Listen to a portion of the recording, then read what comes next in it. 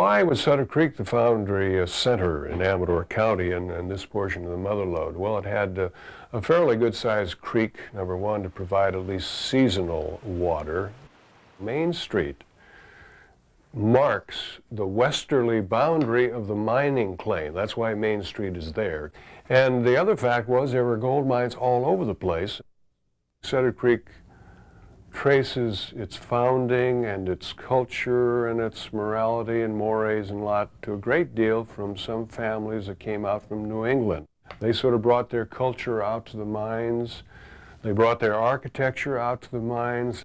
There are just historic houses all over that date back to the 1850s, 1860s, 1870s, and I've done a lot of time studying them, and you could too. Samuel Knight, as we understand it, was born in Maine, and as a young man he was apprenticed as a ship's carpenter. During or just before the Civil War, he ended up in Florida working in a machine shop. So he gained some amount of metalworking experience. We know that he came around the Horn by ship and ended up probably in San Francisco, and then migrated up into the hills where he used his shipbuilding, ship skills as a carpenter in the mines. Knight, using his metalworking background, began to develop a high-pressure wheel based on cups or buckets that were attached around the outside, and then putting high-pressure water through a nozzle onto those wheels to spin them to generate power. Knight took the idea one step further of having it cast as one piece, and this was the development of the high-speed cast iron water wheel. All the mines, of course, had to go to steam generation. They had to get the boilers and all of the rest of the apparatus in order to have steam generation. And in the mining era, that virtually the whole county from Jackson up was almost denuded of trees. Suddenly, they again had a relatively cheaper way to move all their equipment with this water under pressure through a wheel of some kind. In the early 1870s, a group of people, Campbell and Hall, decided that there was a need to establish another foundry in Sutter Creek, and Samuel Knight was one of their partners. He had developed the Knight style of water wheel. They needed a foundry to produce that, and developed a whole series of different patented items. They actually built some of their own equipment here at the foundry. And he was active in this business until 1913 when he died because of pneumonia. This foundry's been here for 120 years, and it came into existence to serve the gold mines. When the rivers no longer were pannable and they couldn't get much gold out of them, they started going deeper and deeper into the ground to get gold. And when they did that, they needed heavy equipment to get the men and the ore out of the mines. In the old days, if you stood on the main street in Sutter Creek, you could see the head frames of 7 gold mines here. So they became quite a manufacturing center and a design center. People could come with an idea, a problem, they would work on it here, it would go onto a piece of paper, and eventually it would come out as a cast piece. They produced not just cast pieces, but products. They placed 2 water wheels on the same shaft, but in opposite directions, to be able to reverse the shaft to use it for hoisting operations. So one of the main things that they had to develop was a hydraulically activated nozzle that would open and close slowly and be able to be controlled by a one lever that the hoisting engineer at the mine could just move back and forth to control his reels. And Knight Foundry produced all of the various types of mining equipment that were required. Rock crushers, stamp mills, pumps, hoist works. They not only produced items that required castings, but they had blacksmith shops that produced the ore cars, the cages for moving men in and out of the mines. Anything that the mine needed, Knight Foundry could produce. The last hoist they made was for the Argonaut mine over there. It was an underground hoist, and they put it all together in the foundry here. in the machine shop and tried it out first, see if it worked, you know. Then they had to take it all apart again, and they took it over to the Argonaut down there, and they took it down. It was underground hoist. They took it down underground and put it all together down there again. So it's still down there. They never took it out after. When Knight died, he left the company to the employees, and then Ramazzotti and Norton bought up the shares and became the primary shareholders. And then the same thing happened again when Ramazzotti decided to get out of it. He left the operation to the people that were working here. So we each gave us about 17 shares apiece. You know, it was kind of a democratic management system. I guess like my dad and them, they went in the office there and they discussed things. But it was just day in and day out work. I mean, you knew what you had to do, and that was it, you know. For whatever reason, there have been a group of people that have wanted to keep it alive. There was a niche for it in the needs of industry to supply parts, and it never stopped. There was some kind of a feeling within the community or within the people that worked here that there was a need for it, and somebody that always wanted to keep it alive. This is the only one that exists in more or less its historic state. It is water powered. It was originally steam powered, but it has been water powered by Knight wheels since before the turn of the century, and everything that was originally water powered is still water powered. For some reason, it's managed to slip through time without being modernized to any great extent. I was born in Sutter Creek in 1902. I went to high school. That's how I happened to get into the woodworking business. I went to high school and took up manual training. We never had electric tools, nothing. And the lathe, that's the lathe that was here. That lathe was made here. That's all water driven, and if you wanted to run a little faster, you get a little more water. When you first started in the pattern shop, you had to put six months in the core room, making cores. So you get the fundamental of the foundry work. They start you out on reading blueprints and things like that, on the small details. Dan Ramazzotti kind of showed me quite a little bit about it, and I picked it up. You saw 6 of them on, you put them in, it makes a circle. If you want 8, then you divide it into 8. And then you keep building them up. And you saw 8 of these cans off, then determine, you got to figure out the height that you want, and the thickness here, and how many it's going to take to make the cans, to make the height. And then you just laminate them up. And draft means that one edge of the pattern is narrower than the other edge. And the upper edge, or what we call the cope side, is that thickness. Now if I turn it around, you may be able to see that it's much thinner on this edge. And what that means is when this comes out of the mold or out of the sand, it comes out of the sand cleanly.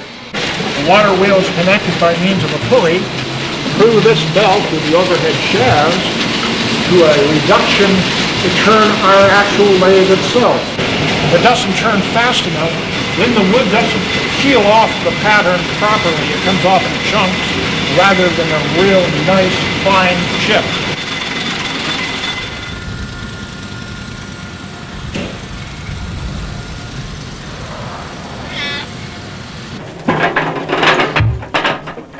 Well, the drag part is the bottom part of your mold, and the cope is the top part. You need both parts to make a mold.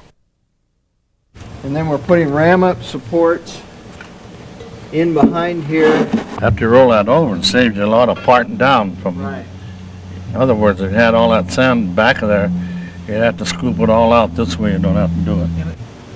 So I'm just going to put it right up against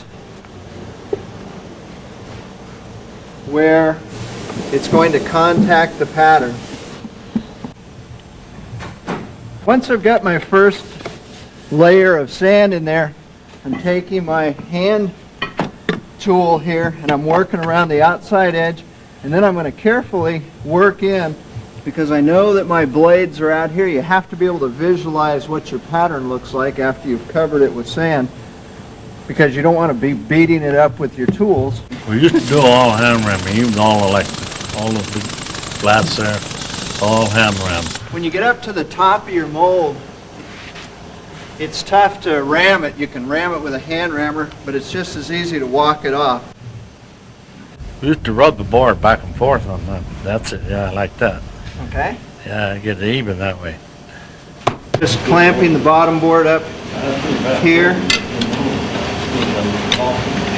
And just by prying these up onto the wedge is how we tighten it. Okay, Wynn? All right? All right? Yep.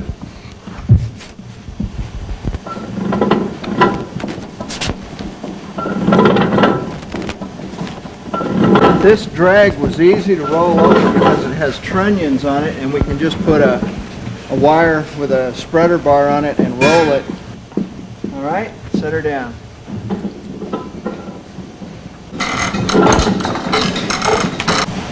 And you'll see the reason for putting these in is they just hold a space, and we don't have to get in here and carve out so much sand as we're parting this pattern down.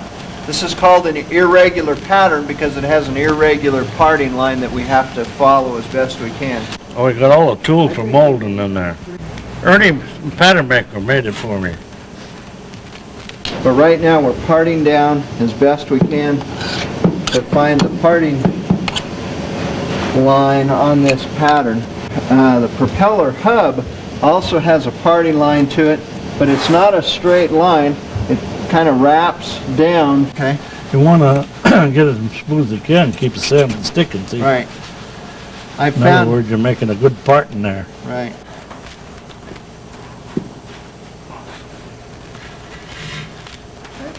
And we're lining up the cope and drag and positioning them to keep the top and bottom layers of sand from sticking together. We put parting powder in just to dust in a layer.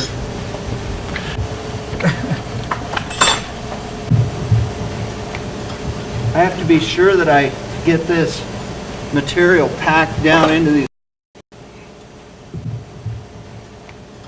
firm enough that it's going to come up with the rest of the mold. And I'm putting in my sprue and my riser pins now, and these are going to form holes in the mold where I can pour metal into the casting, and also have a riser here to have some extra metal in the mold that'll feed back down and feed any shrinkage that's in the casting as it cools. I'm going to pull the pins out and then vent the top. I like the challenge more than anything, you know, like do patterns and everything, ram them up, and then pour them, and then see how they come out the next day, something like that. Feel like you achieved something that way, you know. But that's interesting. It's interesting. Okay.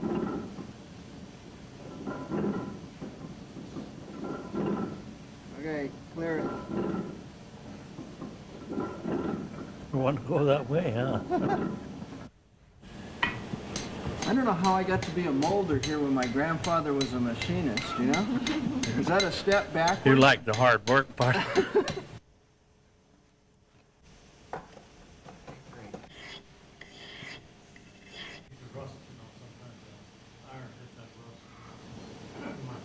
This core is going to form a hole through the middle of the casting, and when the metal goes around that core and heats up the resin that's holding the sand together, then the binder, the resin breaks down, and then the sand will just fall out of the casting.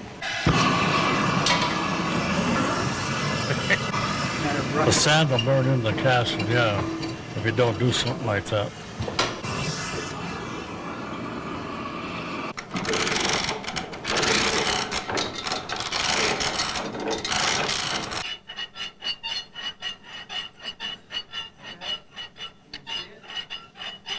Down.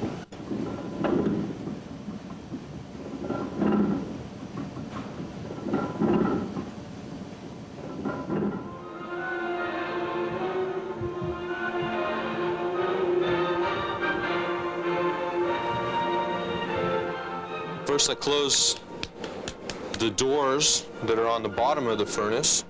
We close those up, and then I take bed sand, which comes from underneath the furnace, take it up and also ram it up in 3 layers, so I get 4 inches of bed sand in the bottom of the cupola. The sand is 2 inches higher in the back than it is at the spout, so that the iron will run down and come out the spout. Once all that's done, we put in a gas torch through the spout, and somebody holds that in place while I go up top, put in 15 shovel loads of coke. Coke is a coal that's been burnt without oxygen to get rid of the impurities, so it's a pure form of carbon. It's just pure carbon that will burn really clean and really hot.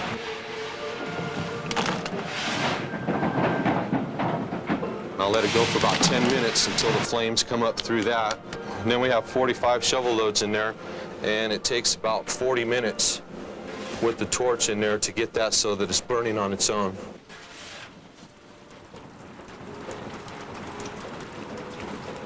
This will turn this, which has metal pieces in it, which you put clay in, and then it'll grind the clay off it.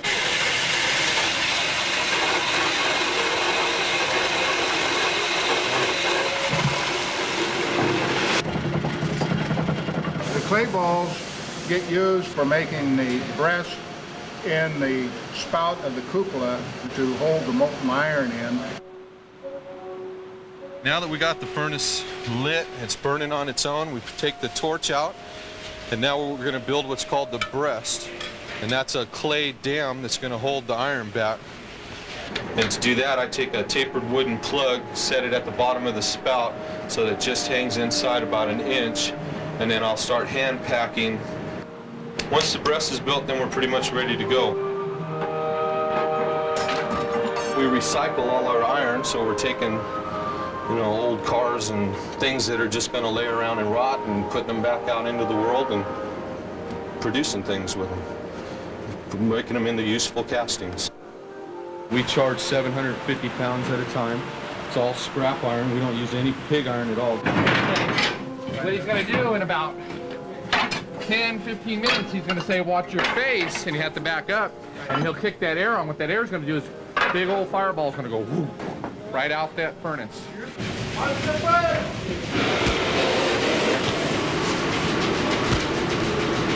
And we're off. As soon as it starts running out, plug it. Plug it right now. Let it dry as long as it can. Let that hot air blow out of there. But as soon as we write iron out, plug it. It's raining. Are they powered to it?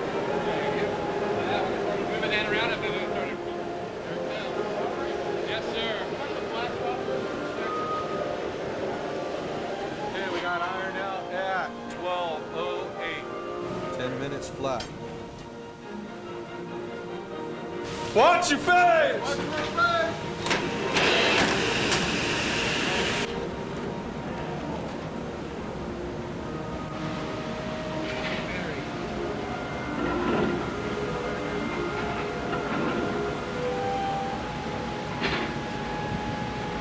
We'll take a harpoon, which is a long metal rod with a point on it, and we'll just keep poking at the plug until it pokes all the way through, and then kind of run it in and out a few times to make a nice hole, and the iron will flow out that hole across the spout and into the ladle. Soup's on.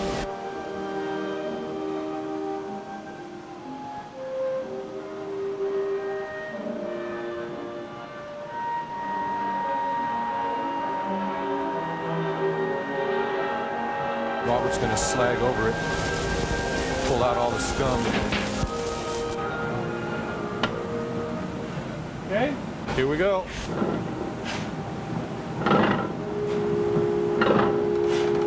Keep it right in the middle of the hole, Robert. Right in the middle. There you go. Don't want it digging into the sand and eroding it. Then just as you're finished, as he starts to come down, kind of push forward a little bit and it'll catch the drip.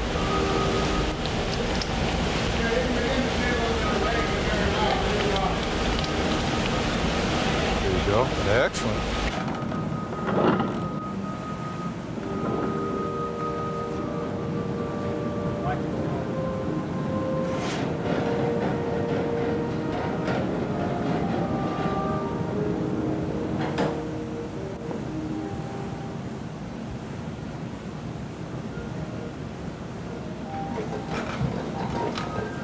What I do is I'll wait just long enough for the bed to get down just low enough so I can put in 10 more shovel loads of coke and then another charge of iron.